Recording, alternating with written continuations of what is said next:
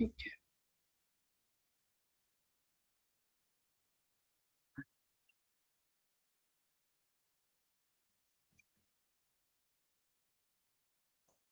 Revision सही चल रही है? Yes ma'am. Yes Yamini. Ma'am गलती से हो गया।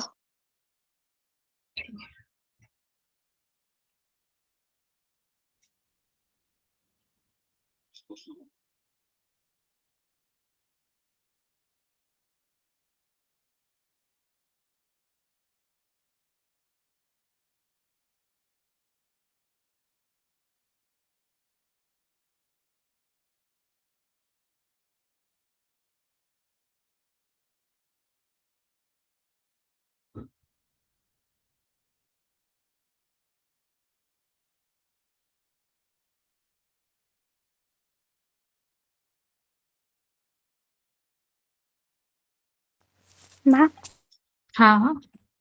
मैम जो कल पेपर था वो थोड़ा मॉडरेट था। क्या था? मैम मतलब थोड़ा इजी थे, थोड़ा वर्क था। मुझे समझ नहीं आ रहा क्या कह रहे हो आप। थोड़ा। मैम मैं ऐसे पूछ रही हूँ, जो कल पेपर हुआ था उसका लेवल क्या था? वो तो आप बताओगे टीचर्स को। आप बताओ कैसा लगा। मैम थोड़े से कम क्वेश्चन हुए पिछली बार से। अच्छा मैम मतलब कल मुझे मैथ्स एंड केमिस्ट्री इजी लगा, मैम फिजिक्स थोड़ा सा टफ लगा। नहीं, सारा PYQZ तो था बेटा। Okay ma'am. हेलो। इजी था पेपर। देखते हैं कितना क्वेश्चन बन सकता है, ठीक है? अभी तुम लोग जज करना। 10 क्वेश्चन तो हो गए कल, बट मैम आगे ज्यादा हो जाते हैं, कल नहीं इतने हुए। कुछ ऐसा है, तुम लोगों ने ना जैसे वेव्स नहीं पढ़ा हुआ, तो जो वेव्स के क्वेश्चंस थे वो थे, है ना? और ऑप्टिक्स नहीं पढ़ा हुआ तो ऑप्टिक्स के 2 क्वेश्चन थे। मैम वेव तो की हुई थी, वेव ऑप्टिक्स तो। वेव ऑप्टिक्स नहीं, वेव्स क्लास 11th में है ना। SHM तुमने नहीं पढ़ा हुआ तो SHM के क्वेश्चन थे। Yes ma'am. ठीक है, तो तुम्हें फिजिक्स में टारगेट ही 12 सवाल करने हैं, 12 या 13। बात समझ रहे हो? Yes ma'am. It's okay. जो 11th का पोर्शन है वो नहीं बन रहा है, पढ़ा भी नहीं है, तो फिर कोई बात नहीं, वो तो हमने वैसे भी नहीं करना। 12th का बनना चाहिए, ठीक है? हाँ, इट्स ओके, कई बार कम ज्यादा होता रहता है। Don't worry. बस अपनी तैयारी अच्छी रखो। और स्टार्ट करें, कितने बच्चे थे पहली क्लास में, थोड़ा मुझे आइडिया लग जाएगा। मैम 20 के अप्रॉक्स थे। ठीक है, मतलब कम ही बच्चे आ रहे हैं ना, क्योंकि कई बच्चों का पेपर भी है ना, अब शुरू हो गया सेल्फ स्टडी में। कई बच्चे जाएंगे। ठीक है, हम स्टार्ट करते हैं पेपर डिस्कशन। ज्वाइन करना होगा तो ज्वाइन करते हैं। मैम कल फिजिक्स का प्री बोर्ड भी है, छुट्टी भी नहीं दी उन्होंने, आज भी पेपर था। कल प्री बोर्ड भी है? अच्छा, परसों है ना तुम्हारा जेई शुरू, तो जेई परसों से स्टार्ट है। कल मैम जिस दिन मेरी शिफ्ट है उस दिन मैथ्स का प्री बोर्ड है। और ऐसे किसी बच्चे का जेई का पेपर हो और उस दिन बोर्ड प्री बोर्ड भी हो, फिर क्या करेगा बच्चा? प्री बोर्ड छोड़ना पड़ेगा उसे तो। मैम बाद में ले लेंगे टीचर्स। हम्म। गलत समय पे रखा है उन्होंने। या तो यस। दिसंबर में रखते, या दिसंबर में रखते, अब जनवरी के बाद रखते फिर।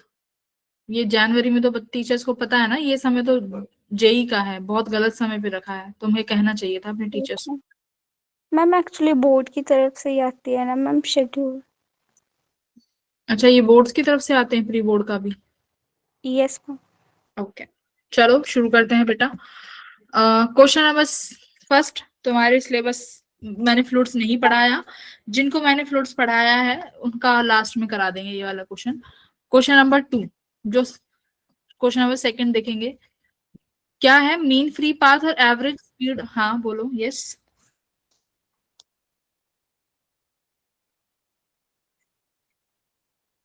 कुछ कहना चाह रहे हो? हैंड रेज मत करो।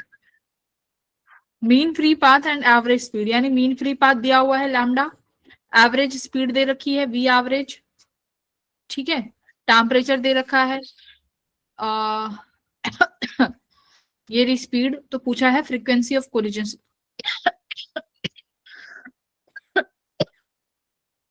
फ्रीक्वेंसी ऑफ इट्स कोलिजन बताओ। ये अगर तुमने अपना असाइनमेंट किया होगा तो ये असाइनमेंट में भी मैंने क्वेश्चन डाला था, राइट? फिजिक्स के असाइनमेंट में था, केटीजी के असाइनमेंट में ये क्वेश्चन। तो कोलिजन्स की फ्रीक्वेंसी कैसे निकालोगे? देखो फ्रीक्वेंसी का मतलब क्या होता है, फ्रीक्वेंसी किसके बराबर होती है? 1 अपॉन टाइम पीरियड। किसी तरीके से अगर मैंने टाइम पीरियड निकाल लिया तो फ्रीक्वेंसी आ जाएगी। टाइम पीरियड का फॉर्मूला बोलो क्या होगा? टाइम क्या होगा? डिस्टेंस अपॉन, देखो distance equals to speed into time, ये फॉर्मूला होता है। डिस्टेंस अपना एवरेज है, एवरेज पाथ जो कि लैम्डा है, ये वेलोसिटी हो जाएगी, यही मेरा टाइम पीरियड है। तो मेरा टाइम पीरियड किसके बराबर आया भाई? लैम्डा अपॉन वी के बराबर।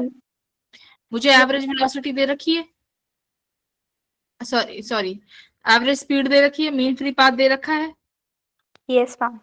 पुट कर दो तो लैम्डा कितना है? 3 × 10⁻⁻7 और वेलोसिटी कितनी है? 600। ठीक है, कितना आया ये? सॉल्व करो इसको, ये कितना आ जाएगा देखो। अगर फ्रीक्वेंसी इसका उल्टा हो जाएगा तो फ्रीक्वेंसी बन जाएगा 600/3 मल्टीप्लाई 10⁻⁻7। तो ये ऊपर जाके मल्टीप्लाई में 10 का +7 हो जाएगा, तो 10⁻9 हो गई। ये 2 और ये तो आ गया 2 × 10⁻8। into 10 to the power, yes ma'am.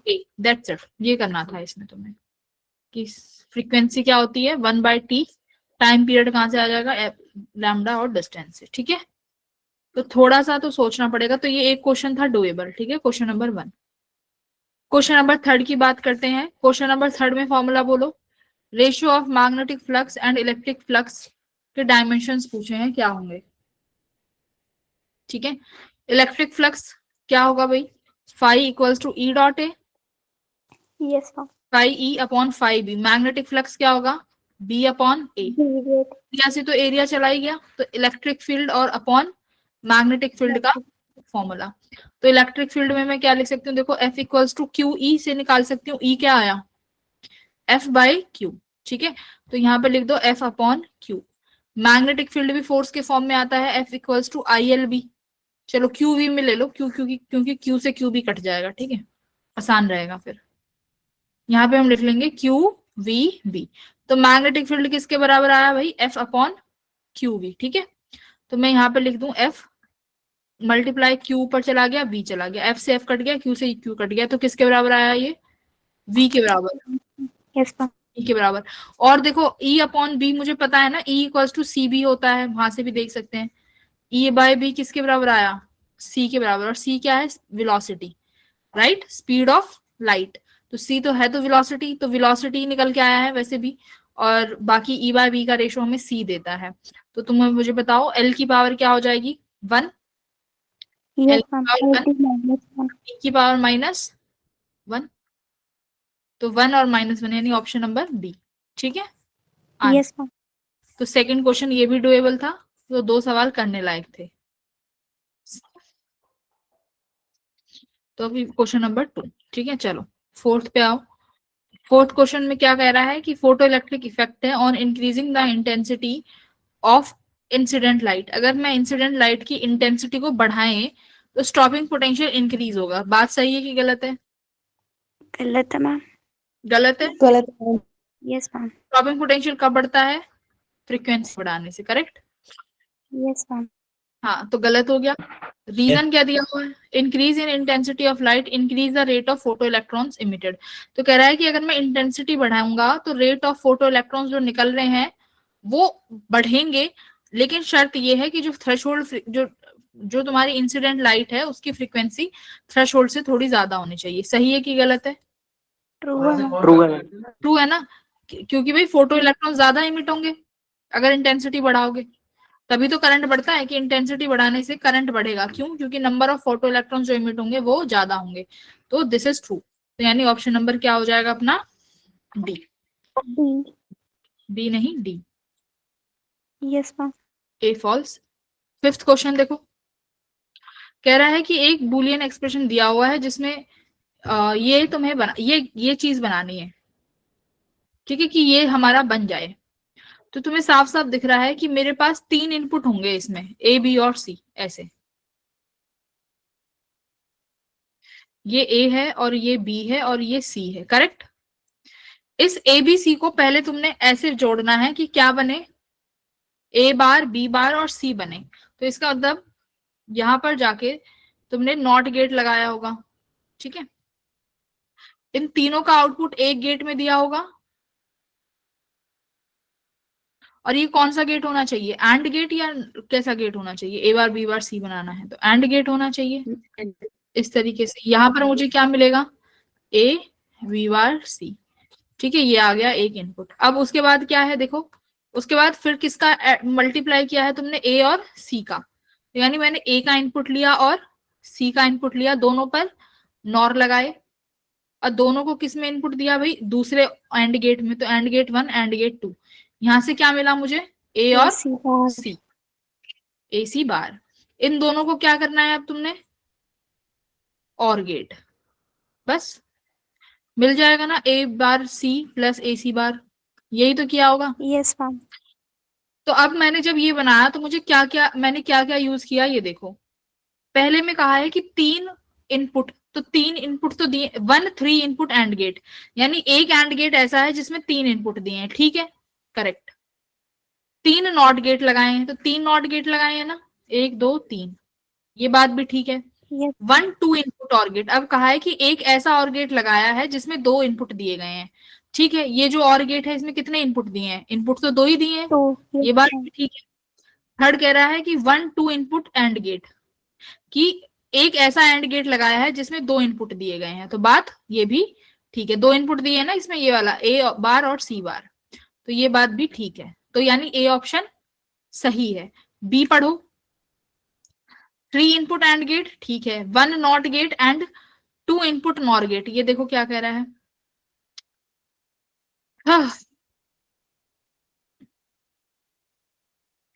एक नॉट गेट, मतलब अब कोई और तरीका भी है क्या इसे बनाने का, 1 नॉट गेट, ठीक है, एंड 2 इनपुट नॉर गेट, तो इसने कहा है 2 इनपुट नॉर गेट, एक नॉट गेट लगाओ, ठीक है, ठीक है, ठीक है। तो इसने और की जगह नॉर गेट लगवाना चाह रहा है तुमसे, कि 2 इनपुट लगाओ,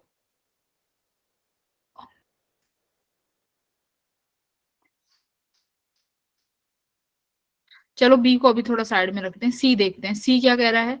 सी कह रहा है कि 3 इनपुट का और गेट, तुम मुझे बताओ कि ये ठीक है क्या लाइन, 3 इनपुट का और गेट, तुमने कहीं पर यहाँ पर ऐसी चीज ऐड होती हुई दिख रही है जो 3 नंबर्स में हो। नो। देखो 3 इनपुट का और गेट का मतलब है कि तुमने 3 इनपुट दिए कुछ भी, तो यहाँ पर तुम्हें वो ऐसे मिलेगा ए प्लस बी प्लस सी, या जो भी इनपुट है। तो क्या यहाँ पर कोई भी ऐसा तुम्हारे पास जो इक्वेशन गिवन है y equals to A B bar C plus A C bar, क्या यहाँ पर कोई भी ऐसी चीज है जहां पर 3 इनपुट में एडिशन दिख रहा है, नो। नहीं दिख रहा ना, 2 इनपुट में एडिशन दिख रहा है, तो इसका मतलब थर्ड तो भाई बिल्कुल ही गलत है। तो एलिमिनेशन करके देख लो, सी हटा के देखो, सी यहां से गया, ये भी गया और सी ये भी गया, यानी ऑप्शन एक ही बचा, क्या, ए एंड बी, ठीक है। सी पता चल गया ना, सी तो बिल्कुल ही गलत है, 3 इनपुट का और गेट, 3 इनपुट का और गेट नहीं बन रहा कहीं पे भी, 3 एडिशन हो जाएंगे, इसका मतलब और गेट मतलब तीनों का ऐड करेगा। मेरे पास तो यहाँ पर दो ही एडिशन है, इसका मतलब इनपुट जो भी और गेट होगा उसका इनपुट 2 ही रहा होगा, है ना। तो इनपुट का 2 और गेट होना चाहिए, देखो यहाँ पर भी और गेट के 2 इनपुट है ना, तो ये ठीक है, ठीक है। तो मेन यहाँ पर जो अब देखना था, एक मिनट, जो मेन चीज देखनी थी वो देखनी थी कि 3 इनपुट का एंड और 2 इनपुट का और, मेजरली यही था यहाँ पे। हाँ आप बताओ क्या कह रहे हो। मैम मैम जो आपने हम्म सेकंड गेट लगाया है ना मैम, जिसका हम्म आउटपुट होगा वो ए बार डॉट सी बार होना चाहिए ना।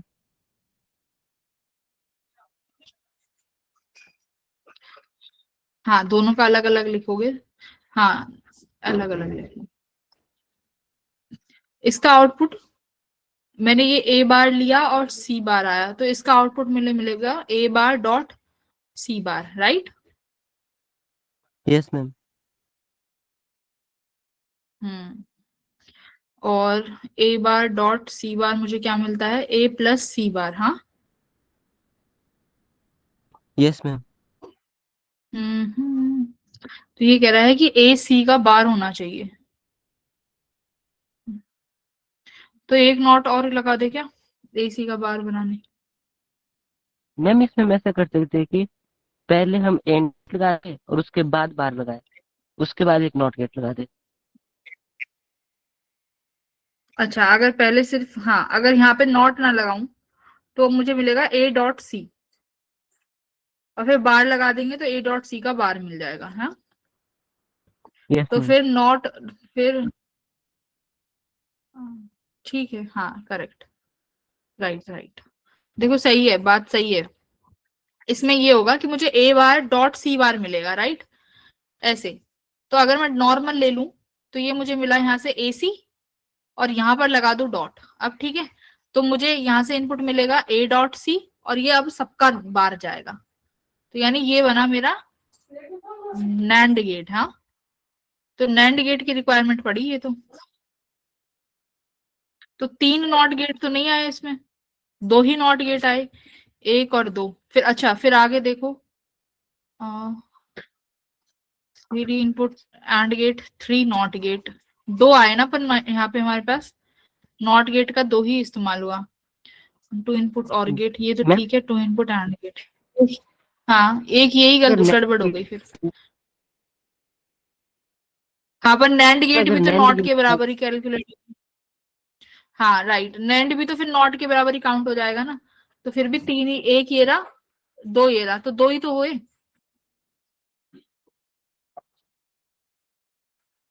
2 ही तो हुए, फिर भी नॉट है ना। ठीक है, तो मतलब मोस्ट एक्यूरेटली तो नहीं है। मैम फिर अगर ए को हम एलिमिनेट करते हैं तो मैम एक ही ऑप्शन रह जाता है। और फिर कोई ऑप्शन है ना, नहीं ना। अगर देखें तो देखो, सी तो बिल्कुल ही गलत है कि 3 इनपुट का और गेट बोला है। इसमें यहाँ थोड़ा इशू आ रहा है कि 3 not gate, 2 he not gate बन रहे हैं ना। अगर बनाना हो तो ये 2 ही नॉट गेट बने हैं, 1 और 2। ठीक है, तो यही रहेगा आंसर तो। ठीक है, मोस्ट अप्रोप्रिएटली, या तो फिर ये होना चाहिए था A.C का ऐसे बार। ठीक है, या फिर एक काम करें, बार लगाएं तो ये बनेगा A.C फिर उसका, नहीं नहीं, ये यही है, ठीक है। ठीक है बेटा, बस ये एलिमिनेशन मेथड ही था इसमें, सी एलिमिनेट करना था अपन को। ठीक है, ओके, क्वेश्चन नंबर 6 कर लिया होगा। टॉर्क पूछा है, देखो टॉर्क किसके बराबर होता है, एक तो R×F होता है, और टॉर्क किसके बराबर होता है, जैसे फोर्स, फोर्स लिख लो, तुम्हें जितने भी फोर्स की वैल्यू पता है, क्या फोर्स मास इनटू एक्सीलरेशन होता है, और फोर्स इक्वल्स टू, हाँ बोलो। मैम मैंने इसको डायमेंशन से कर दिया था, आंसर सही आया था। हाँ, डायमेंशन से भी ठीक आएगा, ठीक है। और फोर्स को क्या लिख सकते हो, बोलो। dp/dt लिख सकते हो फोर्स को, rate of change of linear momentum. और क्या लिख सकते हो फोर्स को, यही, ठीक है, मास इनटू एक्सीलरेशन। तो टॉर्क को क्या लिख सकते हो, R×F। ठीक है, तो जैसे कि फोर्स को मास इनटू एक्सीलरेशन लिख सकते हो, ऐसे टॉर्क को क्या लिख सकते हैं, मास के टर्म में क्या, इनर्शिया, और एक्सीलरेशन के टर्म में एंगुलर एक्सीलरेशन। तो दूसरा तो ये हो गया 2। तीसरा टॉर्क को क्या लिख सकते हो, ये फॉर्मूले याद होने चाहिए, ठीक है। जैसे तुमने ये क्वेश्चन तो कर लिया, बट ये टॉर्क का फॉर्मूला भी आने चाहिए। और क्या लिख सकते हो, देखो R as it is, F को क्या लिख सकते हैं, फिर dp/dt लिख सकते हैं। बात तो ये भी ठीक है। और टॉर्क को क्या लिख सकते हो, d/dt R×P वेक्टर लिख सकते हो ना, क्योंकि R तो बाहर आ जाएगा, फिर क्रॉस में dp/dt बचेगा। तो ये भी ठीक है, बट ये नहीं लिख सकते टॉर्क इक्वल्स टू R×L, क्योंकि R×L नहीं बनेगा कुछ भी, ठीक है। तो यहाँ पर भी एलिमिनेशन, ए हटा दो, बी ठीक है, सी ठीक है, डी ठीक है, और बी ठीक है। फॉर्मूला बेस्ड क्वेश्चन था। एक मिनट, हमने यहाँ तक कितने क्वेश्चन लिखे थे करने लायक, 2, 3 और 4, 3 हो गए ये, और पांचवा 4, छठा भी करने लायक था, तो 6-7 क्वेश्चन तो यही बन गए। तो ए एलिमिनेट कर दो, ये गया। इसमें सिर्फ सी एंड डी है, हमारे पास तो और भी ऑप्शन है, तो यानी B C D E ये सारे ठीक है, डी वाला। Yes ma'am. हाँ, 7th वाला भी हो गया होगा, देखो बहुत बार कराया हुआ है। इसमें क्या कह रहा है कि एक बॉडी है of mass m which is suspended bye 2 strings. Make मतलब एक ही मास को 2 स्ट्रिंग से ऐसे बांधा हुआ है, ठीक है, देखो ऐसे, है ना, ऐसे ही तो बांध सकते हैं। अब क्या बोला है कि दोनों स्ट्रिंग कितने एंगल बना रही है, θ1 and θ2 with the horizontal ceiling with tension. तो एक में टेंशन T1 है और एक में टेंशन T2 है। अब ये हॉरिजॉन्टल के साथ कितना एंगल बना रही है भाई, एक एंगल θ1 बना रही है हॉरिजॉन्टल के साथ, और एक दूसरी θ2। θ2। तो अगर ये T1 हुआ तो ये कौन सा हो जाएगा इसका, T1 cos थीटा,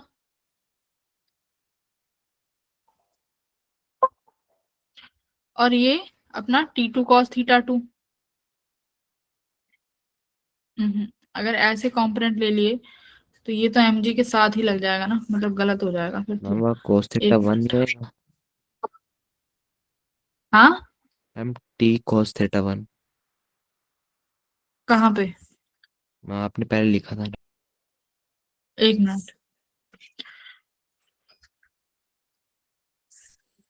हम्म, अगर मैं एंगल ये वाला बनाऊं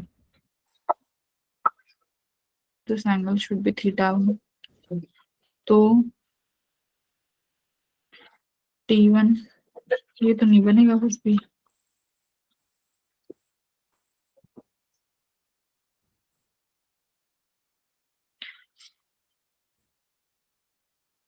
ठीक है, हॉरिजॉन्टल वर्टिकल के साथ एंगल बनाना होता है तो हम ये बनाते हैं।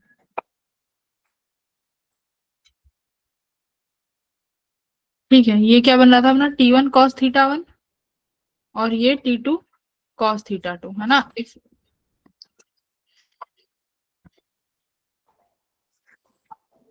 दिस इज θ1, ये θ1 नहीं है, ये θ1 है और ये अपना एंगल θ2 है,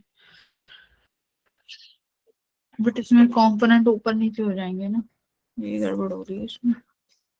तो ये T1 sin θ ऐसे बनेगा, तो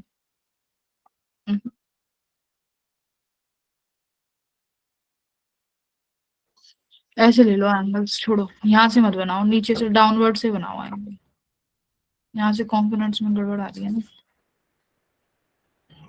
देखो हॉरिजॉन्टल से बोला है ना इसने, तो मैं यहाँ पर हॉरिजॉन्टल बना सकती हूँ, तो ये वाला भी तो θ1 ही होगा, ठीक है, और ये वाला θ2 होगा, ठीक है ना, θ1 θ2। तो ये मेरा अब एंगल कौन सा बना, T1 cos θ1, और ये क्या बना अब T2 cos θ2। अब ठीक है, पहले दोनों एंगल एक ही तरफ आ रहे थे ना, जो कि पॉसिबल नहीं है। देखो थोड़ा सा कॉमन सेंस भी लगाना पेपर में, है ना, ये दोनों एक की तरफ आ रहे हैं तो कैसे होगा। और जो साइन थीटा वाला कंपोनेंट था वो भी मास mg की तरफ डाउनवर्ड्स में जा रहा था, जो कि पॉसिबल नहीं हो पाएगा। मेरी बात समझ रहे हो, mg को बैलेंस करने के लिए एक फोर्स ऐसी तो चाहिए जो ऊपर लगे। तो अगर मैंने यहाँ पर हॉरिजॉन्टली बनाया है तो यहाँ पर डायरेक्शन सही आ रही है, ये दोनों इधर जाएगा T2 cos θ2 और T1 cos θ1, राइट। तो T1 cos θ1 plus T2, sorry cos नहीं साइन है ना, इधर साइन आएगा, T1 sign θ1 plus T2 sine θ2। अब बताओ, अब ठीक है, समझ आया। ये वाले कॉम्पोनेंट कैंसिल आउट हो जाएंगे, एक्स डायरेक्शन वाले, वाई डायरेक्शन वाले बराबर कर दो, क्या T1 sign θ1 plus T2 sine θ2 किसके बराबर है भाई, mg के बराबर, स्मॉल mg। अब T1 3 इसके बराबर दिया ही हुआ है तुमने, तुमको T1 की जगह क्या लिख दो, √3 T2, ठीक है, साइन θ1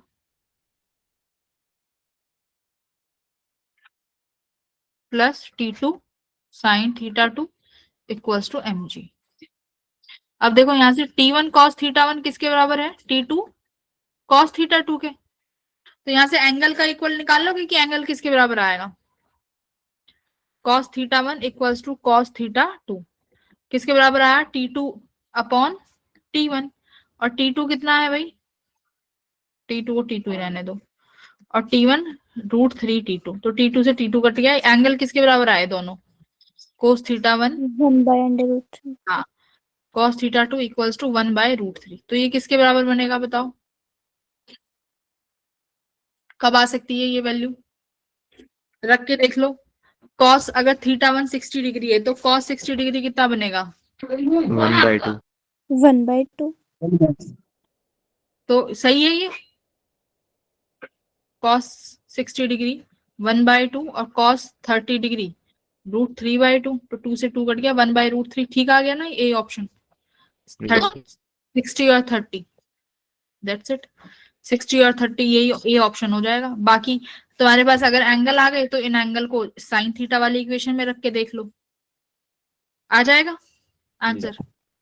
Yes. ये वाले क्वेश्चन तो करवाए हुए हैं ना इक्विलिब्रियम वाले, तो ये इक्विलिब्रियम वाला ही कॉन्सेप्ट था, ठीक है। तो ये क्वेश्चन भी डुएबल है, थोड़ा सा बस एक एंगल लेना आना चाहिए। एंगल में बस वो तुम्हें पता ही है कि अगर डाउनवर्ड में mg लग रहा है तो अपवर्ड में कोई फोर्स उसको बैलेंस कर ही रही होगी, तो एंगल्स उस हिसाब से लेना, उससे तुम्हें खुद आइडिया लग जाएगा कि मैंने एंगल्स गलत लिए हैं या सही लिए हैं, ठीक है। Okay ma'am. फिजिक्स इसीलिए तो आसान है, फिजिक्स में देखो सब फिजिक्स में चीजों को रटना नहीं पड़ता, कि अगर हमने एंगल गलत लिए तो वो भी हम पता लगा लेंगे कि गलत लिए एंगल, क्योंकि फोर्स ही बैलेंस नहीं होंगे। अगर मैंने बताओ अगर एंगल थीटा यहाँ लिया होता जहां हम पहले ले रहे थे, खुद बताओ तुम, इधर ऐसे आता कॉस वाला कंपोनेंट और साइन वाला ऐसे आता, ये तो mg के साथ ही आ गया ना, साइन बैलेंस कहाँ कर रहा है, तो इसीलिए एंगल्स हम खुद ले सकते हैं, ठीक है। बाकी गलत वो भी नहीं होता, सही होता वो भी, बट फिर वो आगे जाके दिक्कत क्रिएट करता, गलत नहीं होता, क्योंकि देखो ये भी अल्टरनेट एंगल है ना थीटा 1, तो ये एंगल बराबर नहीं होंगे। अगर मैंने ये थीटा 1 जो पहले लिया था, ये सेम लाइन का एंगल अल्टरनेट एंगल है ना, गलत है कि सही है एंगल्स, तो सही है मैम। सही है ना एंगल्स तो, बट वो आंसर में फिर गड़बड़ क्रिएट करता, तो फिर हमें क्यों करनी गड़बड़ क्रिएट, है ना। तो इस वजह से हम चेक भी कर सकते हैं। क्वेश्चन नंबर 8 हो गया होगा सबका। Yes ma'am. Yes ma'am.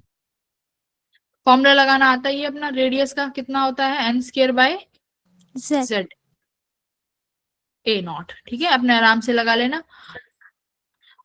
Radius of fifth orbit, fifth orbit के लिए बोला है तो n की वैल्यू 5 हो जाएगी, लिथियम के लिए z हो जाएगा 3 और हीलियम के लिए z हो जाएगा 2, ठीक है।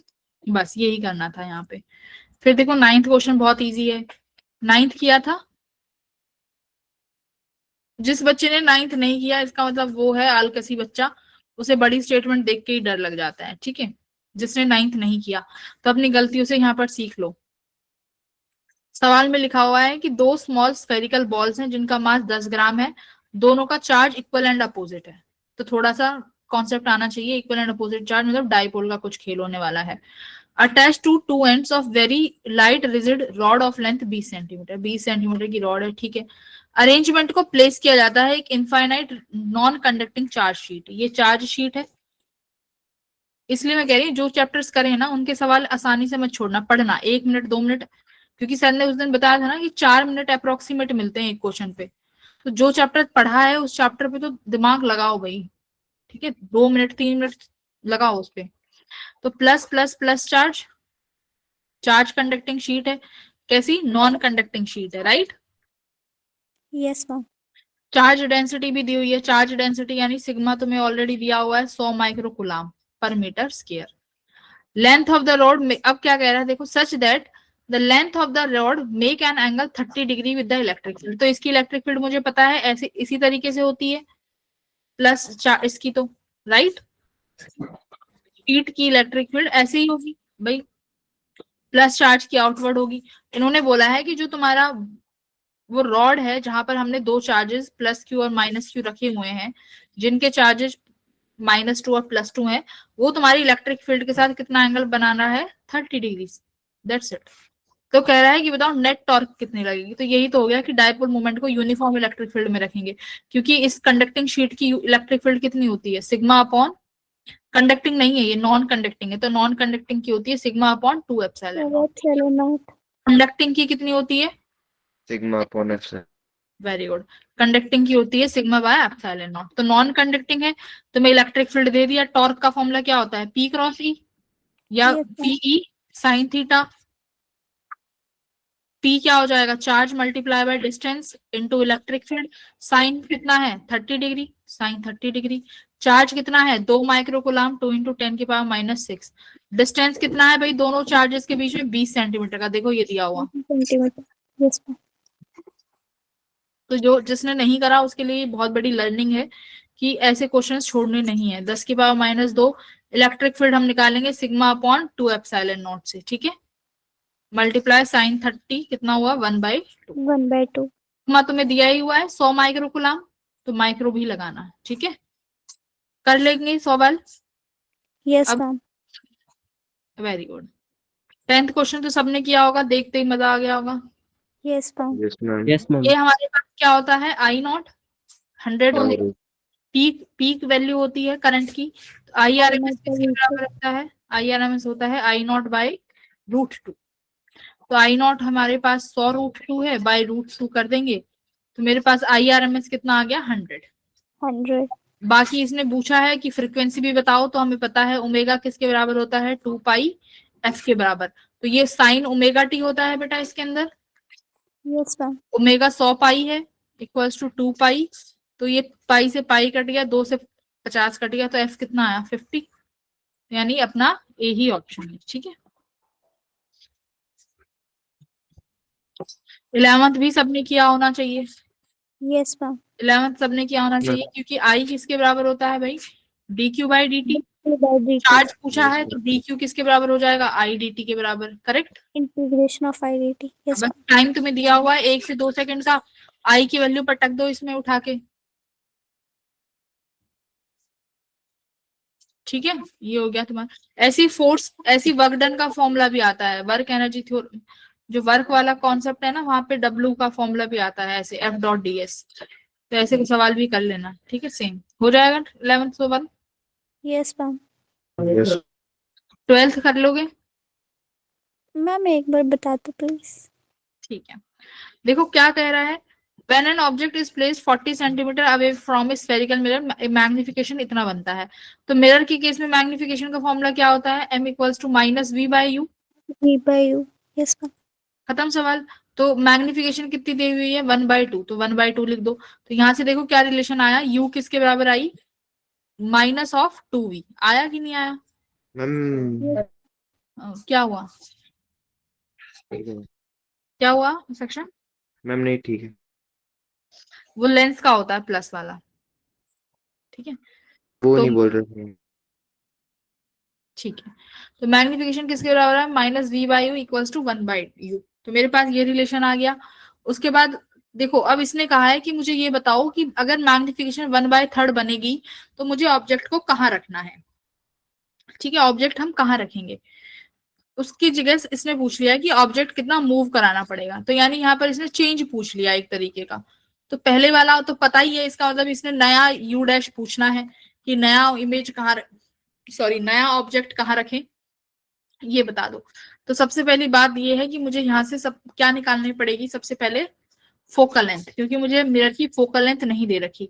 तो फोकल लेंथ, और मैंने तुम्हें फॉर्मूले लिखवाए थे, फोकल लेंथ और ऑब्जेक्ट की लेंथ के साथ, फोकल लेंथ और इमेज की लेंथ के साथ, इमेज की लेंथ, यस। क्या था फॉर्मूला मैग्निफिकेशन का, एक तो ये था f/f - u, और दूसरा फॉर्मूला बोलो मैग्निफिकेशन का f - v अपॉन, क्या था फॉर्मूला, एक तो u के टर्म्स में था ऑब्जेक्ट, और एक उसके टर्म्स में था इमेज के टर्म्स में। क्या फॉर्मूले हैं, m equals to f/f - u, दूसरा क्या है, क्या फॉर्मूला है आरुष। अगर जिसको फॉर्मूला याद नहीं है फिर मैम वो लॉन्ग टर्म,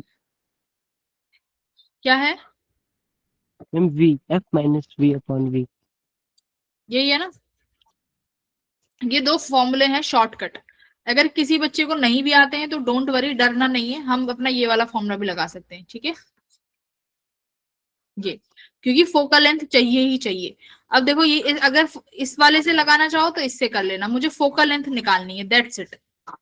पर उस वो पड़ेगा लंबा, तो मैं शॉर्टकट वाले से ही करूंगी। देखो मुझे मैग्निफिकेशन कितनी दे रखी है 1/2, फोकल लेंथ मुझे नहीं पता तो एफ रखा, एफ माइनस ऑब्जेक्ट की दूरी कितनी दे रखी है 40 centimetre away from the spherical, कहाँ गए, when an object is placed 40 centimetre away from the spherical mirror and image of magnification 1/2 is produce. तो यू का यू लिख देंगे, यू का क्या लिख देंगे 40 सेंटीमीटर, ठीक है। 40 तो मुझे 40 लिख दो यहाँ पे, तो कितना आया फोकल लेंथ,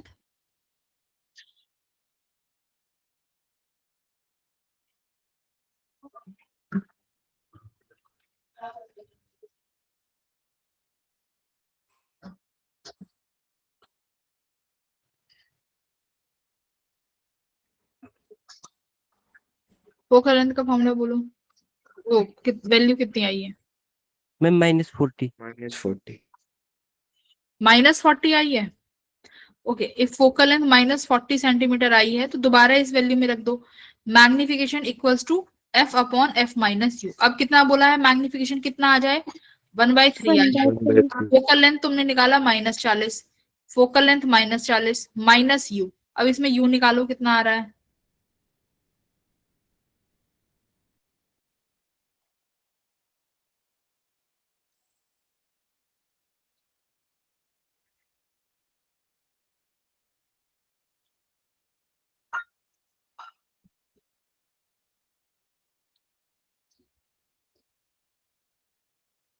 कितना आया,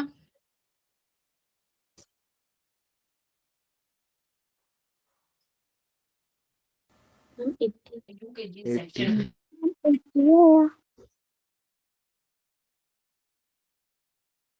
80 सेंटीमीटर आ गया।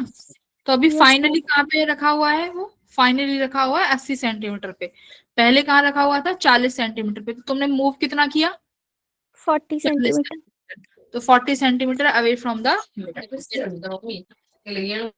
ठीक है, तो बी ऑप्शन आ जाएगा। एक बार आंसर भी मैच कर लेना। यही है। तो एक बार याद रखना, देखो इसमें मैंने एफ का जब ये रखा ना 40, तो मैंने इसमें ऑब्जेक्ट की +40 -40 ये चीज चेक नहीं करी, ठीक है, क्योंकि मुझे जैसे लिखते हैं ना कि विद साइन लिखेंगे कि अगर हमारा पोल से आगे जा रहे हैं तो माइनस, अगर वो पॉजिटिव, यहाँ पर नहीं लिखा मैंने क्योंकि मुझे यहाँ पता ही नहीं है कि ऑब्जेक्ट कौन किधर रखा हुआ है, कौन सा लेंस है, कौन सा मिरर है, स्फेरिकल है, कैसा है। तो जब चीज अननोन हो ना तो उसमें साइन नहीं लेते, जैसे यहाँ 40 का 40 एज इट इज रख दिया, ठीक है, यहाँ साइन नहीं लेंगे अपन। सिमिलरली जब यहाँ मैग्निफिकेशन मेरे पास फोकल लेंथ जो -40 आई तो वो एज इट इज उठा के रख दी, फिर यू जब यूज करा तो यू के आगे भी यहाँ पर कोई साइन नहीं लगाया। अज्यूम नहीं करनी चीजें, ठीक है, कभी भी चीजें अज्यूम नहीं करनी, जब पता हो कि कौन सा मिरर है तभी अपन साइन लगाएंगे, अगर नहीं पता है तो फिर अज्यूम नहीं करनी चीजें, जैसा गिवन है वैसा उठा के फॉर्मूले में रख। तो ये शॉर्टेस्ट फॉर्मूले हैं मैग्निफिकेशन के। अब ये लेंस में मत लगा देना, लेंस में इनका जो वैल्यू है चेंज हो जाता है, ठीक है, तो ये मिरर के केस में ही है शॉर्ट फॉर्मूले। 13th देखो क्या कह रहा है, 13 तो करा होगा, सक्षम वगैरह तुम लोगों ने तो किया होगा, फॉर्मूला करवाया है ना तुम्हें, नहीं करके आएगी क्वेश्चन। बैच 1 वाले बच्चों तुम्हें ये फॉर्मूला लिखवाया है, अब तुम कितने स्पीड ऑफ साउंड का फॉर्मूला नहीं पता तुम्हें क्या फॉर्मूला है,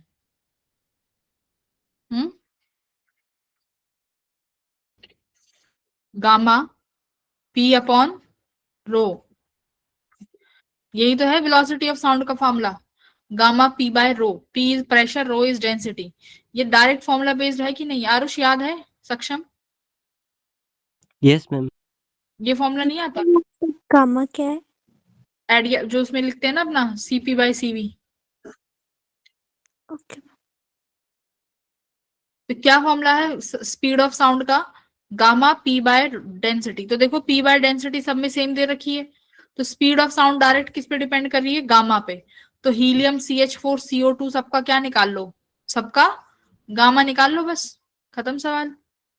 हीलियम का गामा कितना हो जाएगा भाई, हीलियम का 1 + 2/f, f कितना होगा हीलियम के केस में, मोनोटोमिक है 3 होगा। f डिग्री ऑफ फ्रीडम 3 होगा क्या, helium is mono, atomic, if helium is mono atomic तो डिग्री ऑफ फ्रीडम 3 हो जाएगा, ठीक है 3। Yes, sir. क्या आया 5/3, गामा आ गया 5/3। CH4 का निकालो, CH4 का,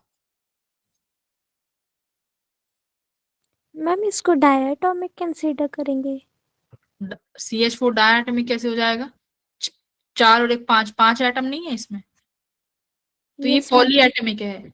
तो पॉली एटमिक में कितने होते हैं भाई, 3 तो ट्रांसलेशनल, 3 रोटेशनल, 6 हो गए ना। अगर हाइयर टेम्परेचर पे चले जाते हैं तो वाइब्रेशंस भी काउंट करते हैं, वो वाइब्रेशन लिखवाने का फॉर्मूला लिखवाया हुआ है ना, 3n-5 3n-6। तो अभी हाई टेम्परेचर की बात नहीं है, तो एफ को यहाँ पर कितना मानेंगे, 6 मानो, तो 6 कम 6, 6 और 2 8/6. 8/6 यानी 4/3, ये आया 4/3। अब बचा CO2, CO2 में कितना मानेंगे, 1 + 2/f। तो ये है अपना ट्राइऑटमिक, ट्राइऑटमिक में भी कौन सा, लीनियर, ट्राइऑटमिक में भी कौन सा है ये, लीनियर। तो लीनियर में कितने डिग्री ऑफ फ्रीडम होते हैं बताओ, CO2 में 3 ट्रांसलेशनल और 2 रोटेशनल। लीनियर वाले में हमेशा कितने लेंगे, रोटेशनल वाले 2। हाँ, तो डिग्री ऑफ फ्रीडम 5 हुआ, तो इसका भी 5/3 आ गया, ठीक है। तो इतना तो पता चल गया। हीलियम और CO2 का क्या होना चाहिए, मैम ऐसा तो ऑप्शन ही नहीं है। देखो पहले वाले का 5/3 ठीक है, दूसरे वाले का होना चाहिए 4/3, है ना। CH4 का 4/3 निकाला अपन ने, और हीलियम का Yes, ma'am. 5/3। अगर दो देखें तो 5/3 4/3, तो उसके अकॉर्डिंग ए ऑप्शन सही लग रहा है ना। मैम ऑप्शन डी भी है ऐसा ही। मैम डी भी है। डी भी ऐसा ही है। तो एक चीज देखो, अगर मैंने CO2 का डिग्री ऑफ फ्रीडम सिर्फ कौन सा वाला लिया, नॉर्मल टेम्परेचर पे लिया, तो नॉर्मल टेम्परेचर पे मेरे पास डिग्री ऑफ फ्रीडम कितना होता है, 5। हाई टेम्परेचर पे क्या आ जाती है, वाइब्रेशन, क्या आ जाएगी हाई टेम्परेचर पे, वाइब्रेशन। अगर हाँ, यस, अगर 5 ले लिया तो आ रहा है आंसर। मैम 5 होगी ना डिग्री ऑफ फ्रीडम लीनियर हाँ के केस में, हाँ, तो 1 + 2/5 तो फिर 7/5 आए तो गया आंसर। 7/5 आ रहा है। Yes ma'am. ये 5 लोग है ना। Yes ma'am, yes ma'am. आपने 3 हाँ, ले लिया। ओहो राइट, 5 7/5 आ रहा है। Yes ma'am. 7/5, तो ऑप्शन क्या हमारा ए आ रहा है? एक बार आंसर यस चेक करो क्या है। मैम यही है। ठीक है फिर तो, ठीक है तो, है ना। तो ये क्या निकाला है, ये स्पीड ऑफ लाइट का फॉर्मूला याद रखना भाई, ये गामा p/ρ, और इसके मैंने और भी लिखवाए हैं। प्रेशर को क्या लिख सकते हो, RT/V वगैरह करके, डेंसिटी को मास अपॉन वॉल्यूम, वो सारे फॉर्मूले याद रखने हैं। ये बैच 1 वाले बच्चों, तुम्हें कराया हुआ है, ये इंपॉर्टेंट है, ठीक है। यस इसके बाद क्वेश्चन नंबर 15, ये जो तुम मैम पेपर 14 देख रहे हो ना, ये भी सारा 2025 का पेपर है। 2025 जनवरी अप्रैल शिफ्ट में जो भी क्वेश्चंस आए हैं वो तुम्हें ऐसा ही पेपर देखने को मिलेगा।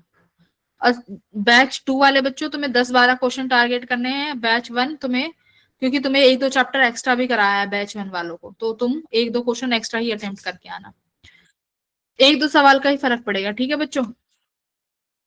क्वेश्चन नंबर 15 करा होगा सबने, यस मैम। Very good. क्या कह रहा है मेरे पास, फ्रिंज विड्थ यानी beta equals to lambda small D upon capital D, यही फॉर्मूला होता है। इसने कहा है कि हमने दोनों स्लिट्स को इतने 0.2 mm से चेंज कर दिया, separate. If the slit separation is increased, oh sorry, पहले स्मॉल डी 0.2 mm था, अब हमने स्लिट सेपरेशन डी डैश कितना कर दिया, 0.4 mm, यानी तुमने इसका चेंज जो है डबल कर दिया। तो परसेंटेज चेंज निकाल सकते हैं हम, मैम बीटा में डेल्टा ऊपर बीटा बड़ा अपॉन, डी है। देखो delta beta upon B equals to, lambda में कोई चेंज नहीं है, डी में कोई चेंज नहीं है, सिर्फ किस में है, delta D upon D. Delta D upon D, percentage change निकालना है, ये लो लगा दो दोनों में 100, ठीक है। अब ये सीधा परसेंटेज चेंज आएगा। डेल्टा डी बाई डी कितना है भाई बताओ, 0.2, देखो पहले कितना था 0.4, बाद में सॉरी, पहले कितना था 0.2, फिर नया कितना आया 0.4, तो चेंज कितना आया 0.2 का ना। Yes D ma'am. कितना है, पहले डी कितना था, डी 0.2 ही था, तो ये तो 100% का चेंज, आंसर क्या है? मैम डी है। 50%. आंसर बी है। Yes, ma'am. अच्छा, एक सेकंड रुको। डेल्टा डी अपॉन डी है ना, 0. अगर मैं इसको यहाँ पर 0.4 इंटू 100 लिखूं तो ये 1/2 50% आएगा ना तब। लेकिन हम परसेंटेज चेंज तो इनिशियली वाले से निकालते हैं ना, डेल्टा डी बाई डी। इसका सही में बी ऑप्शन है, सी होना चाहिए इसका। क्वेश्चन नंबर क्या है? 15th।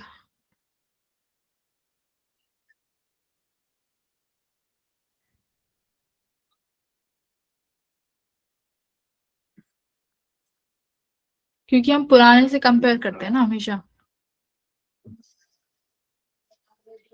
मैम कैपिटल डी तो ऊपर आएगा ना। हम्म Yes, ma'am. हम्म मैम कैपिटल डी तो ऊपर आएगा। Yes, ma'am. क्या कह रहे हो? अच्छा, ये फॉर्मूले में कैपिटल डी बाई डी होता है, Yes, ma'am. इससे कोई फर्क पड़ेगा क्या? देखना, capital D upon lambda D upon D तो फर्क थोड़ी ना पड़ता है, तब भी फर्क थोड़ी ना पड़ता है। परसेंटेज चेंज में जब भी प्लस में लेते हो ना, माइनस थोड़ी ना करोगे। इसका सी नहीं आना चाहिए था। एक मिनट में चेक करती हूँ इसका।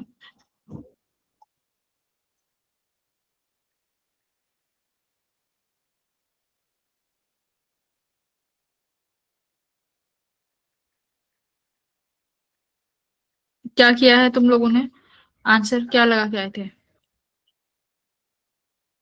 अपॉन में देखो, cap delta D by D हमेशा हम मैक्सिमम कंपेयर जो करते हैं ना इनिशियल वाले में से ही करते हैं। परसेंटेज चेंज का मतलब ही वो होता है P final minus P initial upon P initial, है ना।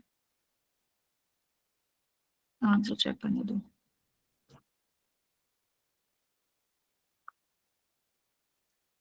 एग्जाम साइड पे सही होते हैं।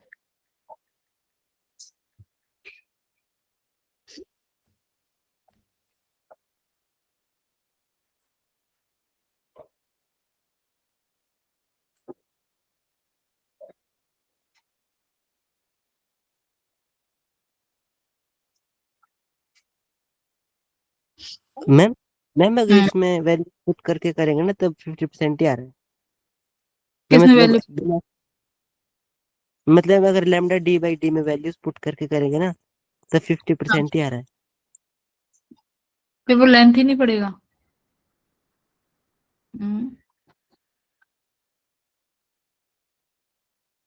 आंसर तो 50% ही है इसका। एक सेकेंड, वो फिर 50% के लिए 0.4, बट वो वैल्यू टर्म गलत हो जाएगी, लैम्डा पी बाई बी।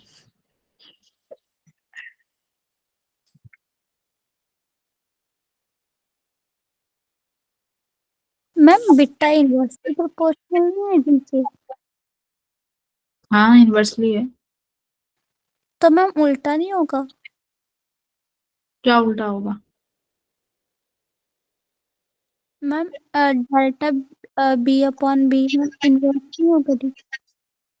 अरे, जब परसेंटेज लिखते हैं तो क्या उल्टा थोड़ी ना लिखते हैं। परसेंटेज एरर में मैं तुम्हें कोई वैल्यू बना के दे देती थी, ए स्केयर बी स्केयर अपॉन सी का क्यूब, तो कैसे लिखोगे इसका? 3 डेल्टा सी बाई सी, यही तो लिखोगे ऊपर, प्लस में delta 2 delta B upon B, यही तो लिखोगे। उससे थोड़ी ना चेंज पड़ता है। बट ये फिर ना इन्होंने एक काम करा होगा, ये परसेंटेज चेंज, एक मिनट रुको। देखो आना तो दोनों से चेंज चाहिए। परसेंटेज चेंज का फॉर्मूला क्या होता है मेरे पास? P final minus P initial upon P initial लिखते हैं ना, कुछ भी चीज हो हम इनिशियल से कंपेयर करते हैं।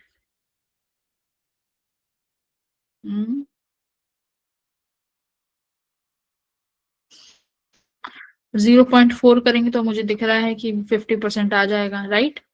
और अगर मैं 0.2 से करती हूँ तो अच्छा चलो इससे छोड़ो, फिर वैसे नॉर्मल करके करोगे तो उससे आ रहा है। Yes ma'am. Yes ma'am. पर आना तो इससे भी चाहिए था ना, यही तो बात है। ठीक है, तो फिर एक काम करना, आप ऐसे ही कर लेना, ठीक है, कि बीटा किसके बराबर है, lambda D upon small D की वैल्यू 0.2, बीटा डैश कितना हो जाएगा, लैम्डा डी अपॉन बाद में 0.4, तो 0.4 को क्या लिख सकते हो, 0 पॉइंट ऐसे 2 करके, सेम ही बनेगा ना, 0.2 इंटू 2, लैम्डा डी बाई 0.2 किसके बराबर है, बीटा, तो beta dash equals to beta by 2, तो पता चल रहा है आधे के बराबर हो गया, तो आधे के बराबर यानी 50% का चेंज है, ठीक है, ऐसे कर लो फिर, करेक्ट, बी Yes. आधा परसेंट Yes. 50, ठीक है, ऐसे कर लो, इसमें भी फिर शायद हम 0.4 से ही लगाएंगे, ठीक है, चलो मूव ऑन। 16th कर लिया होगा, हो गया। कई बार रिपीट हुआ है ये। Kinetic energy Yes. Needed to project a body from infinity कितना चाहिए होता है, mgr, MGR it's not mgr, half mgr, mgr होता है, ये ट्रू है, कई बार करा चुकी हूँ। मैक्सिमम स्पीड सही है कि मैक्सिमम पोटेंशियल एनर्जी कितना हो जाता है, 0, क्योंकि ग्रेविटेशन में पोटेंशियल एनर्जी किस में लिखते हो, माइनस में, minus mgr, minus what ever, तो पोटेंशियल एनर्जी नेगेटिव में है, और मैक्सिमम कब हो जाएगी, पोटेंशियल एनर्जी मैक्सिमम 0 हो जाएगी, कब, जब तुम्हारा कोई भी प्लैनेट या कोई भी सैटेलाइट उस ग्रेविटेशनल फील्ड से बाहर चला जाएगा, ठीक है, तब हमारी पोटेंशियल एनर्जी कितनी हो जाएगी, मैक्सिमम विच इज 0, तो ये भी बात ट्रू है। जैसे न्यूक्लियस और इलेक्ट्रॉन वाले केस से समझ लिया करो कि इलेक्ट्रॉन जब तक नेगेटिव एनर्जी स्टेट में है, नेगेटिव है, तब तक वो बाइंडिंग है, जैसे ही वो बाहर चला जाएगा न्यूक्लियस की पहुंच से, उसकी पोटेंशियल एनर्जी कितनी हो जाती है, वहां पर उसकी एनर्जी 0 हो जाती है, वो उसकी मैक्सिमम एनर्जी है, राइट, तो ये वो दोनों, पहला वाला फॉल्स है ना, पहला वाला फॉल्स और सेकंड ट्रू, तो A is false and R is true. इसमें काइनेटिक एनर्जी का फॉर्मूला देख लेना, टोटल एनर्जी का फॉर्मूला देख लेना, और पोटेंशियल एनर्जी का फॉर्मूला देख लेना। जब किसी सैटेलाइट को एक प्लेनेट से दूसरे प्लेनेट में भेजा जाता है तो टोटल एनर्जी का डिफरेंस देखेंगे, ठीक है, सपोज ये एक ये ऑर्बिट है, इस ऑर्बिट से उठा के इस सैटेलाइट को इस ऑर्बिट में भेजना है, तो मुझे कितनी एनर्जी देनी पड़ेगी, वो क्या बताएगा, दोनों एनर्जी का टोटल, दोनों ऑर्बिट का total energy, right, total energy का डिफरेंस, टोटल एनर्जी किसके बराबर होती है, कौन बताएगा, minus G capital M small M upon 2r, right, हाँ हाँ हाँ, 2r पोटेंशियल एनर्जी होती है, वो तो minus G M M upon R, वो पोटेंशियल एनर्जी है, ठीक है, तो ये टोटल एनर्जी का फॉर्मूला है, टोटल एनर्जी का डिफरेंस बताएगा कि एक प्लेनेट से दूसरे, सॉरी, एक ऑर्बिट से दूसरे ऑर्बिट में जाने पर कितनी एनर्जी चाहिए, ठीक है जी, टोटल एनर्जी का डिफरेंस निकालते हैं, ये याद रखना। उसके बाद फिर बताओ, क्वेश्चन नंबर 18 किया सबने कि नहीं किया, क्लोज्ड ऑर्गन पाइप में फ्रीक्वेंसी कितना होता है, सब बताएंगे, fundamental frequency v by 4l, 4 fundamental, l is the length of organ pipe, l is the length of, length किसकी होती है, ये ऑर्गन पाइप की लेंथ होती है, ठीक है। अब इसमें क्या बोला कि वाटर को कहाँ फिल कर दिया गया, ऑर्गन पाइप ऐसे होती है क्लोज्ड, इसमें 1/5 वॉल्यूम में क्या फिल करा, वाटर, तो भाई 1/5 वॉल्यूम कुछ ऐसी रही होगी, सिंपल सी बात है, राइट, एरिया इंटू लेंथ ही तो होगा, वॉल्यूम, वॉल्यूम क्या है, एरिया इंटू लेंथ, बीकर का, क्लोज्ड ऑर्गन पाइप ऐसे बीकर शेप में होगी, ठीक है, तो एरिया तो हम छोटा बड़ा नहीं कर सकते, तो साफ पता चल रहा है लेंथ में कुछ कमी होगी, तो पहले अगर ये लेंथ कंप्लीट एल थी बिना पानी के, जब पानी भर दिया तो कितनी लेंथ में पानी भरा तुमने, l/5 वाली लेंथ में, राइट, यस तो जो पानी भरा वो वाली लेंथ है l/5, तो ये वाली लेंथ कितनी हो गई मुझे बताओ, 4l/5, 4l/5 4l/5 हो गई, तो मुझे बताओ क्लोज्ड ऑर्गन पाइप बस इतनी रह गई ना, 4l/5, तो फ्रीक्वेंसी लिखोगे v/4, अब लेंथ चेंज हो गई तो f'/l', l' कितना है 4l/5 ऊपर चला जाएगा, ठीक है, कितना आया ये 5v/, एक काम करो 5/4 इंटू v/4l, करेक्ट, v/4l क्या था f, तो मेरे पास f' किसके बराबर आई, f' आया 5/4 ऑफ v, तो देख लो बेटा कितना फ्रीक्वेंसी में चेंज आया है, 5/4 कितना बनेगा, 5/4 का देखो कितना है, 0, 15 5/4 कितना बनेगा, 0 नहीं 1, 1.5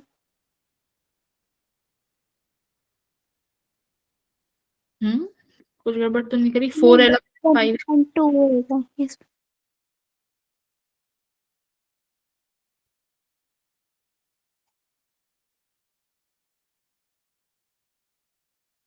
वन 1.25 आया ना बेटा, ये 1.25 आया है एफ। देखो दोनों का चेंज कितना आएगा, एफ डैश माइनस एफ कितना आया 0.25, करेक्ट। चेंज ही पूछा है इसने, चेंज बाय, दोनों का चेंज 0.25 परसेंट में निकाल दोगे तो 25%। बढ़ेगा कि घटेगा, सारे बच्चे बताएंगे। लेंथ घटी है कि बढ़ी है? घटी है ना लेंथ। अगर लेंथ घटेगी, लेंथ विल डिक्रीज, तो फ्रीक्वेंसी बढ़ेगी। अपोजिट नेचर है बिल्कुल। तो प्लस का 25% आया होगा। ठीक है, कर लोगे? Yes. ये फॉर्मूला Yes, सबको याद होना चाहिए कि क्लोज्ड ऑर्गन पाइप का फॉर्मूला कितना है, V/4L। ओपन वाली का V/, इनके फंडामेंटल नोट्स, ओवरटोन सब निकालने आने चाहिए। क्वेश्चन नंबर 20 हुआ। Yes मैम, ये तो ऑप्शन से ही हो गया था। देखो तुम्हें साफ साफ पता चल रहा है सी पॉइंट और डी पॉइंट बराबर दूरी पे हैं। नहीं नहीं नहीं नहीं नहीं, नहीं। सी पॉइंट, नहीं, सी क्या नहीं, बोला था? अलग अलग है ना चार्ज। हाँ राइट राइट। Yes, ma'am. तो अब पहले देखते हैं ए पॉइंट का। ए पॉइंट पे बताओ, ए पॉइंट पे क्या है? मैम ए पे इलेक्ट्रिक फील्ड ज्यादा है, बी पे एक तो इसका इलेक्ट्रिक फील्ड बनेगा, दूसरा इसका, और एक इसका, तीन चीजों का इलेक्ट्रिक फील्ड आएगा ए पॉइंट पर। फर्स्ट वाले का इलेक्ट्रिक फील्ड इधर है E1, थर्ड वाले का इलेक्ट्रिक फील्ड इधर है E2। दोनों सेम डिस्टेंस की दूरी पे हैं। E1 और E2 कैंसिल, E1 और E2 एक दूसरे ने कैंसिल कर दिया कि नहीं कर दिया? कर दिया, क्योंकि दोनों कैसी चार्ज डेंसिटीज हैं, इक्वल चार्ज डेंसिटीज हैं। तो E1 और E2 तो बराबर हो गया। तो सिंपल सा बचा कि ए पर जो नेट इफेक्ट आया वो सिर्फ किसका आया, सेकंड का। तो ये भी प्लस चार्ज डेंसिटी है, तो ई पर नेट इफेक्ट इधर ही आएगा, वो भी सिर्फ किसकी वजह से, इस स्फेयर की वजह से। तो मैं यहाँ पर ES लिख रही हूँ। ठीक है, अब बी पॉइंट, बी पॉइंट पे बताओ क्या होगा। बी पॉइंट पे फर्स्ट वाले का किधर जाएगा भाई, बी पॉइंट इधर बना देती हूँ। ठीक है, बी पर फर्स्ट वाले का इधर और E3 इधर जाएगा। ठीक है, बट ई नेट किसका आएगा, क्योंकि बी वाला नजदीक है तो नेट इफेक्ट किसका मिलेगा। देखो दोनों अपोजिट डायरेक्शन में है, तो नेट इफेक्ट किसका आया, बी वाले का, क्योंकि बी वाला इसके क्लोज है। राइट भाई, बी वाला इसके क्लोज है ना, as compare to 3 B closed है। भाई सिग्मा किसके बराबर होती है इलेक्ट्रिक फील्ड, सिग्मा अपॉन 2ε0। मतलब ये तो पहली बात डिस्टेंस पर डिपेंड ही नहीं करती। ठीक है, तो बी वाले का, बी पॉइंट पर E1 इधर आया और E3 इधर आया, और कैंसिल आउट हो जाएंगे, एक दूसरे को कैंसिल आउट कर देंगे। यानी बी पॉइंट पे भी इन दोनों का नहीं आया, इसने कैंसिल आउट कर दिया, E1 और E3 ने एक दूसरे को, क्योंकि इक्वल एंड अपोजिट डायरेक्शन में है, कैंसिल आउट कर दिया। अब बताओ बी पर फिर किसका नेट इफेक्ट आया, बी पर सिर्फ नेट इफेक्ट किसका आया, इस स्फेयर का। करेक्ट, लेकिन स्फेयर में मुझे पता है इलेक्ट्रिक फील्ड किसके बराबर होती है, KQ/R²। जितना दूर जाते जाओगे इलेक्ट्रिक फील्ड कम होती जाएगी। तो बी पॉइंट पर इलेक्ट्रिक फील्ड जो आई, इतना तो पता चल गया कि बी पॉइंट पे electric field as compare to A क्या है, कम है, कम है। करेक्ट, तो यानी ऑप्शन ए ही पता चल गया कि ए ज्यादा है। Hello, yes ma'am. एक बार आंसर देख लो क्या है बी। मैम ऑप्शन बी है आंसर। अच्छा, ए ग्रेटर देन बी दो है, देखो। Okay, A is greater than B दो ऑप्शन है, तो मतलब चेक करना पड़ेगा। E is greater than B, E is greater than B, तो यानी दो ऑप्शन है। तो हमने एक चीज तो आइडेंटिफाई कर ली कि ए और बी में किसका इलेक्ट्रिक फील्ड ज्यादा है, ए का। रीजन पता चल गया क्यों? क्योंकि भाई जो ये दो सिग्मा चार्ज डेंसिटी है, ये एक दूसरे को कैंसिल आउट कर रही है, और ये दोनों डिस्टेंस पर डिपेंड भी नहीं करती। क्या होता है सिग्मा अपॉन 2ε0। तो ए पर और बी पर इन्होंने अपना इफेक्ट तो कैंसिल कर दिया इक्वल एंड अपोजिट डायरेक्शंस में होके, सिर्फ स्फेयर का बचा। उस स्फेयर के नजदीक कौन है, ए। तो ए पर इलेक्ट्रिक फील्ड ज्यादा होगी एज कंपेयर टू बी। बात इतनी क्लियर हुई। अब देखते हैं सी और डी पे क्या होगा। चलो बताओ भाई सी और डी का क्या आ रहा है, आ जाओ सी और डी पे बताओ। मैम दोनों का डिफरेंट होगा, क्योंकि मैम सी पे स्फीयर की वजह से उतना इफेक्टिव नहीं होगा। देखो सी पॉइंट पे ये अपना 1 था, ये 3 और ये 2। 1 की वजह से इधर होगा E1, 3 की वजह से भी इधर ही होगा आउटवर्ड, भाई इधर ही आया ना आउटवर्ड, yes ma'am, 3 की वजह से भी इधर ही आया। ओके, अब C की वजह से भी आउटवर्ड है, भाई इधर ही आया E2 पर भी। ठीक है, अब देखो E1 और E3, ओके डी पे आओ, अब डी पे भी E1 इधर आया और E3 इधर आया और E2 भी इधर आया, करेक्ट, हाँ या ना। अब मुझे बताओ जो E1 और E3 है, यानी मेरी जो कंडक्टिंग चार्ज प्लेट है, इन प्लेटों की वजह से तो डिस्टेंस पर फर्क ही नहीं करता, करता है कि नहीं करता, वो तो डिस्टेंस का जी फर्क ही मैम, नहीं करता। तो E1 और E3 का तो हम लगाएंगे ही नहीं कि दो कौन नजदीक है कौन ज्यादा है, उसका हम फर्क नहीं देखेंगे। क्यों नहीं देख रहे? क्योंकि E1 और E3 कंडक्टिंग प्लेट्स हैं और कंडक्टिंग चार्ज शीट की इलेक्ट्रिक फील्ड डिस्टेंस पर हमें नहीं पता क्या है, फॉर्मूले में बस sigma upon 2 epsilon not, that's it. But अब मैं सिर्फ किस पे देखूंगी? अब मैं देखूंगी स्फेयर पे। बताओ स्फेयर किसके नजदीक है? मैम E2 के, डी के नजदीक है ना स्फेयर, डी के नजदीक है। तो इतना तो पता चल गया कि भाई सी और डी बराबर तो नहीं है, नहीं है, बराबर नहीं है ना, यस खुद मैम, बताओ, बराबर है नहीं है? तो ऑप्शन ए नहीं होगा, क्या होगा? बी होगा, क्योंकि जी, सी बराबर नहीं है। बाकी अगर पूछा जाए कि किसकी ज्यादा है, तो साफ पता चल रही है डी इसके नजदीक है, तो डी की ही ज्यादा होगी सी से। ठीक है, क्लियर हुआ? यस मैम, तो मुझे ऑप्शन सी ठीक लग रहा है, तो हम क्या लगाएंगे? ऑप्शन नंबर सी, क्योंकि बराबर नहीं हो सकती। बी। हाँ, सी और डी बराबर नहीं है, ये याद रखना।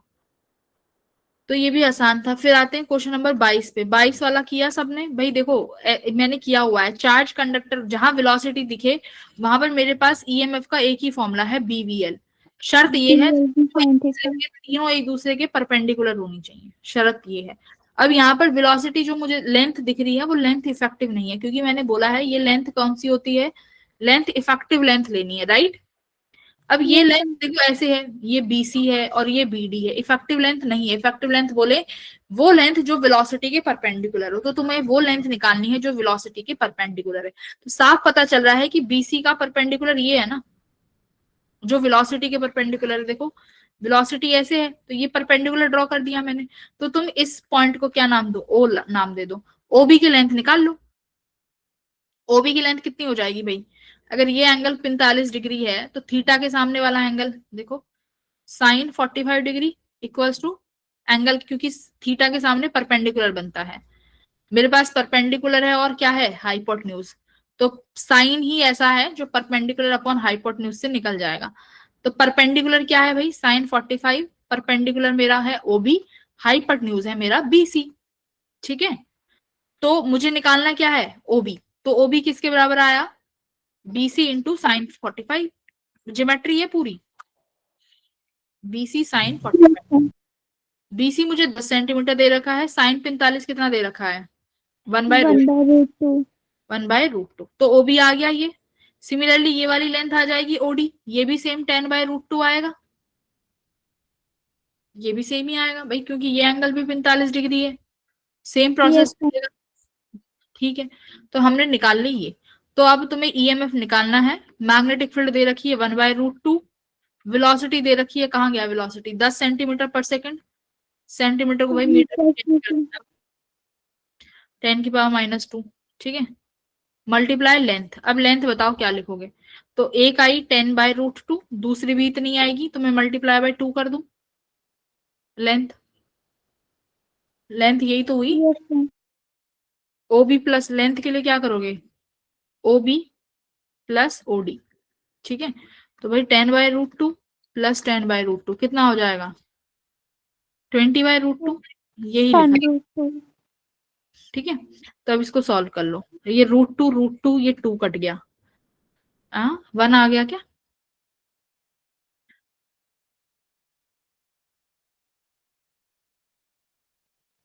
अच्छा ये सेंटीमीटर है बेटा, मीटर में करो इसको भी।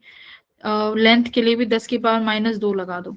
ठीक है, लेंथ के लिए भी। ओके, तो -4, और ये कितना बचा? 10⁻⁻4, और ये 10⁻+2, +2, तो 10⁻²आया। तो 10 लगा दे, माइक्रो वोल्ट में ना 10 मल्टीप्लाई 10 की पावर -3 कर दो तो ये मिली वोल्ट हो जाएगा। आंसर देखना 10 है क्या इसका? 45, हाँ ये रहा ना। 22 का कितना दे रखा है? 10 दे रखा है ना, ठीक है, तो 10 आ गया ना। तो बस मीटर सेंटीमीटर में चेंज करने हैं, बाकी ये इफेक्टिव लेंथ निकालनी होती है बेटा। एक ही फॉर्मूला है EMF BVL, that's it, length के टर्म में। बस लेंथ याद रखना, वही लेंथ लेंगे, वही लेंथ लेनी है जो वेलोसिटी के परपेंडिकुलर हो, वही लेंथ लेनी है, दैट्स इट। 23वां हो गया था। Yes yes ma'am.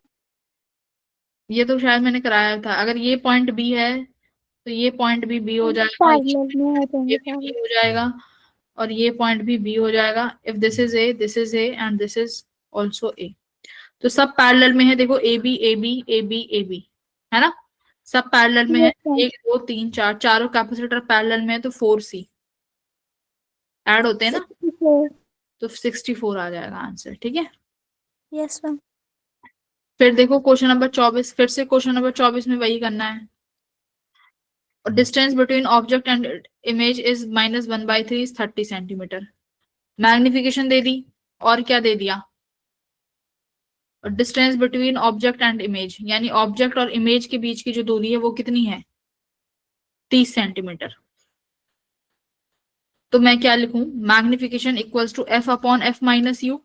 मैग्निफिकेशन कितना है? माइनस का 1/30 equals to F upon F minus U. क्या आया इक्वेशन देखना, F minus U equals to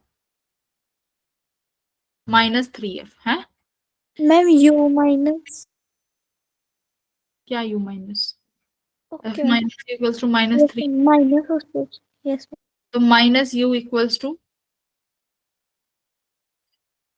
minus U उधर रहने दो, ये प्लस एफ उधर चला जाएगा माइनस में, माइनस का 4f, यू कट गया। देखो u किसके बराबर आया? 4f के बराबर आ रहा है क्या? u equals to 4f, yes.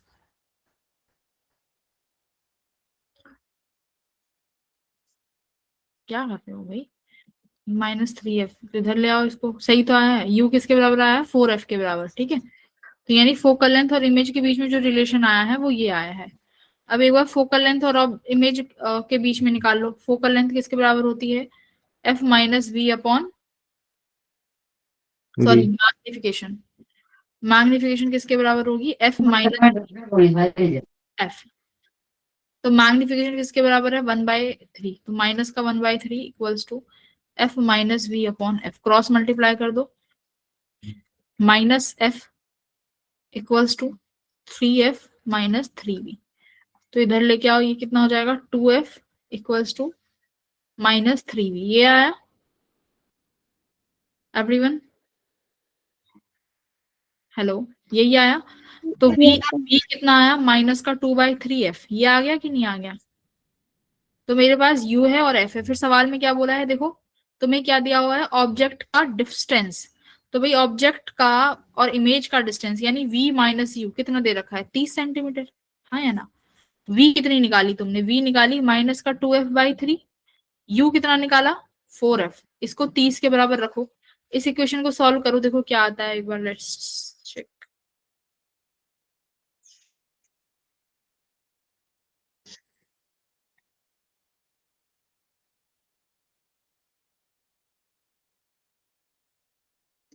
Solve करके फोकल लेंथ निकालो, तो 3 एलसीएम हो जाएगा, -2f माइनस 4 दिया 12f। हम यहाँ पर -4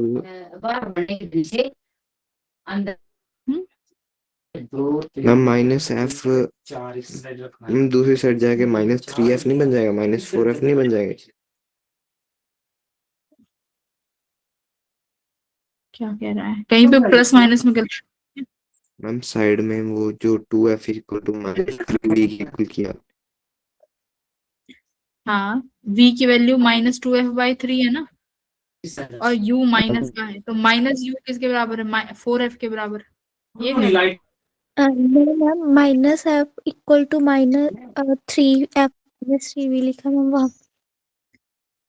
-f है ना, तो इधर लेके आओ, तो ये माइनस माइनस 3f बनेगा ना?